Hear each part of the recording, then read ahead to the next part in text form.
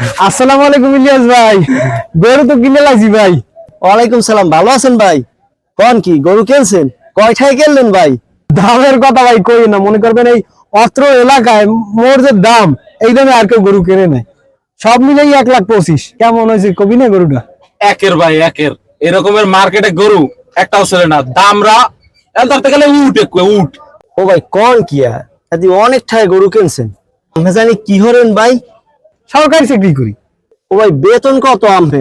বেতন তো 25,000। ভাই আপনি এই কয়টা বেতনে আর এত টাকা দামের গরুটা কেমনে কিনলেন? আমার তো মাথায় ধরতে আসে না।